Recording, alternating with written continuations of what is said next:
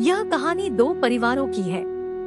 दो अलग अलग परिवार जिनमें सदस्य तो एक बराबर थे, लेकिन एक में हमेशा झगड़ा होता रहता था, वहीं दूसरे में लोग बेहद शांति और सुख से रहते थे।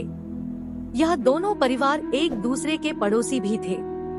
झगड़ालू परिवार की पत्नी हमेशा इस बात से अचंभित रहती थी कि जहां उनके घर में हर दिन कोई ना कोई झगड़ा हो जाता है, और दूसरी तरफ उनका पड़ोसी परिवार है जो कभी नहीं झगड़ते। एक दिन उसने अपने पति को पड़ोसियों पर नजर रखने के लिए कहा और यह पता करने के लिए कहा कि जरा देखो तो इनके इतने शांत और मिलजुल कर रहने का राज क्या है। पत्नी के कहे अनुसार पति अपने पड़ोसियों के घर के पीछे छुप गया और खिड़की से उन पर नजर रखने लगा। खिड़की से झांक कर देखा शांत परिवार की पत्नी फर्श पर पोछा मार रही थी।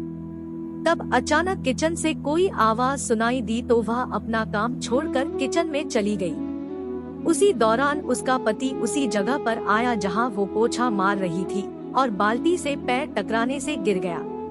पत्नी को जब यह पता चला तो उसने तुरंत अपने पति से माफी मांगी और कहा कि मुझे माफ कर दीजिए, मेरी गलती है जो मैंने तुरंत फर्श पर से बाल्टी नहीं हटाई। तब पति बोला, नहीं नहीं, इसमें तुम्हारी नहीं मेरी ही गलती है, मुझे ही देखकर चलना चाहिए था। यह घटना देखकर उनकी खिड़की से झांक रहा झगड़ालू परिवार का पति सारी बात समझ गया। वह अपने घर लौट आया। जब उसकी पत्नी ने पूछा कि तुम्हें पता चला क्या राज है, तब वह बोला, हाँ पता चला। हमारे और उनके परिवार में सिर्फ इतनी सी बात का फर्क है, जहां हम लोग हर छोटी मोटी गलती के लिए एक दूसरे को जिम्मेदार ठहराते हैं और झगड़ते हैं।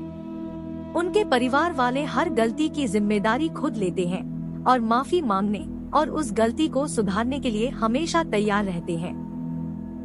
परिवार हो या कोई भी रिश्ता तभी अच्छे से चलता है जब अभिमान को दूर रखा जाए। हमेशा मैं ही सही हूँ और मैं कोई गलती कर ही नहीं सकता, यह एटीट्यूड के साथ कोई भी परिवार या रिश्ता ज्यादा चल नहीं सकता।